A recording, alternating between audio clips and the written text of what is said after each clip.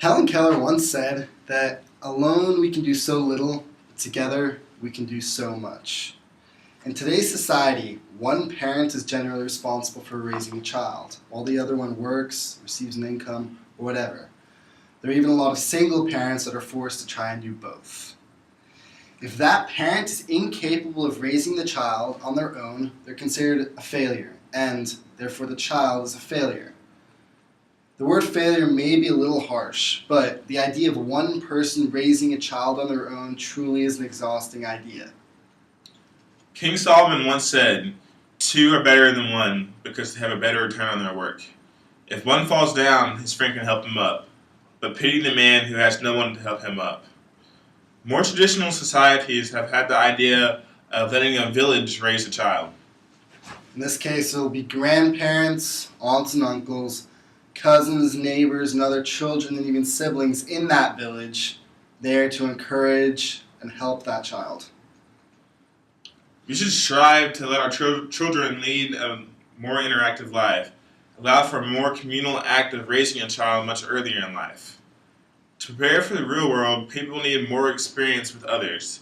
They need to start school and be a part of their community earlier. Then they won't be living sheltered lives and they won't be unprepared to reach the demands of the real world.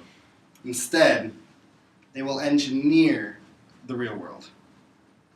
It takes a village to raise a child. This sort of goes along with the idea that large communities are very similar to large families. Great engineers come from large families. Henry Ford, the Wright brothers, and Thomas Edison all came from large families. Henry Ford is one of 5 children.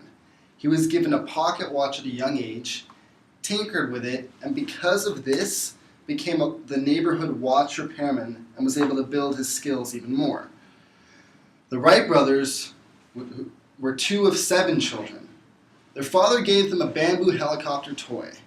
They played with it so much that it broke. Because they lived in a poor community, they decided to build their own version of the toy. Thomas Edison was one of 7 children. He sold newspapers and candy on the train that ran through his neighborhood for income. He went on to have 6 kids of his own. So what do all these men have in common? They found a talent, and with the aid of their community, they pursued it. Their interactions with their community taught them valuable lessons. And with these community lessons comes growth, development, and innovation. This is because it takes a village to raise a child. If you look back at Simon Sinek's TED Talk, you'll find that the same ideas may apply now. He argues that ideas have sex. By this, he doesn't mean literal sex. Instead, he means that ideas come from other people's ideas.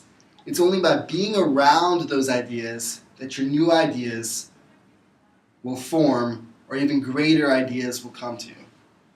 Families and communities bring together people of all different ages, having varying perspectives.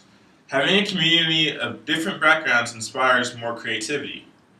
By being around others, your ideas can have sex with their ideas to bring in new ideas. When you're around a lot of people, you're also around a lot more motivation to inspire creativity. By striving to be better, you are better. Human nature inspires competition.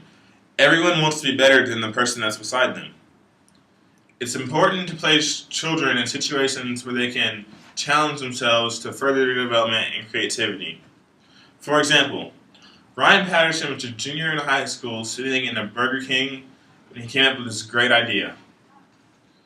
Because of Ryan's community, including his parents and his mentor, he was encouraged to pursue competitions. Patterson invented a handheld system to allow deaf and non-speaking individuals to talk with others without having a translator right by their side. Ryan's parents encouraged involvement and competition with the community because they knew that it takes a village to raise a child. So what does all this mean?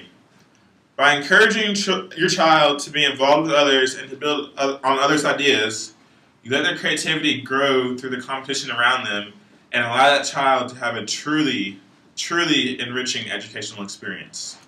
Thank you.